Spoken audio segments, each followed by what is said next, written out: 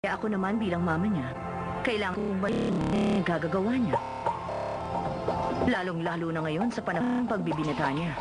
Maraming nakakalat na bato sa dadaanan ng anak ko. At pati na rin ang mga damong ligaw. Gagawin ko ang lahat para mula sila. Ano na mangyari? Sinasabi yan, babae ang damong ligaw.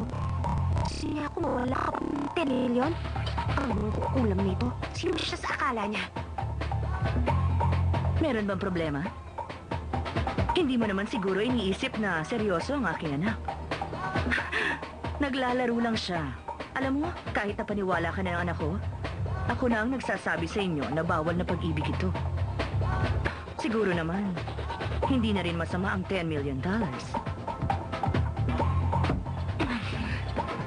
Sandali lang, ha?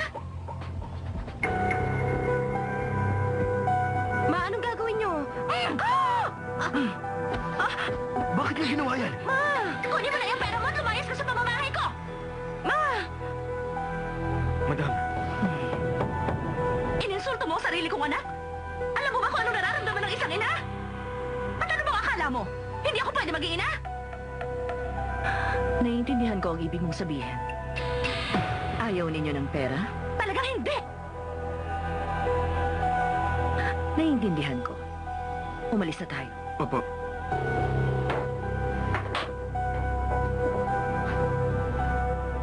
Sige po.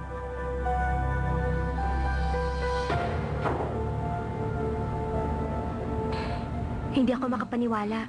Hindi pinansin ni Mama ang $10 million. Ang daming pera nun. Ma, pinagmamalaki ko kayo. Bilib naman ako. Ngayon, ang pakiramdam ko parang lalong lumakas ang loob ko. Mahirap man tayo, meron naman tayong dignidad. Ang matandang mangkukulam na yon, baka ang akala niya madadaan niya tayo sa pera. Nagkakamali siya ron. Ano ba pinagsasasabi mo dyan? Ha?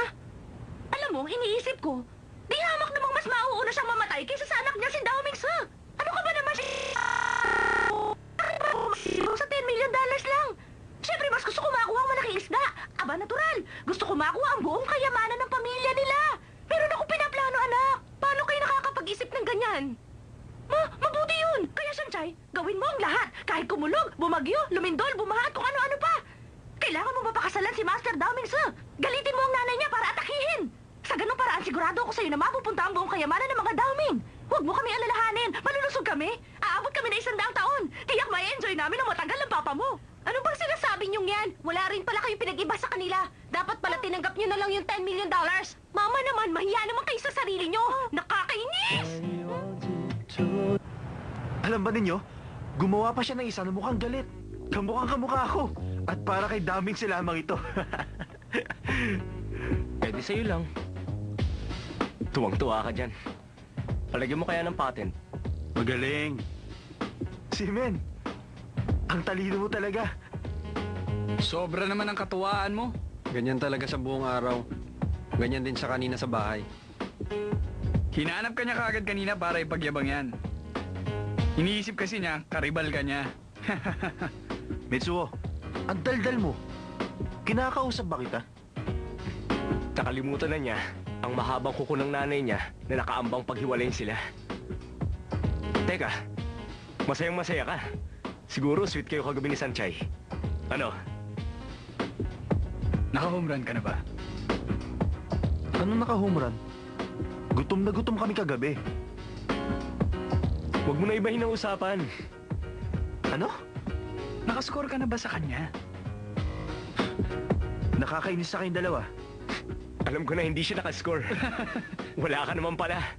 Pagkatapos mo siya ipagtanggol kagabi sa party, magdamag kayong magkasamang dalawa, binigyan ka niya ng cookies na siya mismo ang gumawa. Sa lagay ba namang yun, wala pa rin nangyari? Anong klaseng lalaki ka? Ang tanda-tanda mo na, virgin ka pa. Hindi mo pa sinamantala ang pagkakataon. Wala ka palang silbi eh. Ano mo kung nangyayarap ng F4? Ayoko lang ipilit ang sarili ko sa iba. Di tulad nyo. Huwag niyo ako ipare sa inyo. Daan-daan ka sa pananalita. Kami ng mga girlfriends namin, kami yung tinatawag na consenting adults. Mag-isip-isip ka. Sa personality ni Sanchay, magiging interesado lang siya dyan pag 50 years old na siya. Nakita mo yung tsura ng mama mo kagabi? Kala mo nakakita ng lason. Ako ang magpapasya sa buhay ko. Si Mama, o kahit sino pa. Walang makikialam. Kaya nga hindi pwedeng laging ganito na lang kayo ni Sanchay. Kailangan mo nang magkaroon ng initiative. Wala kang kaalam-alam. Paano ka lalaban sa mama mo? Lay, ano masasabi mo? Sana lang maprotektahan mo si Sanchay.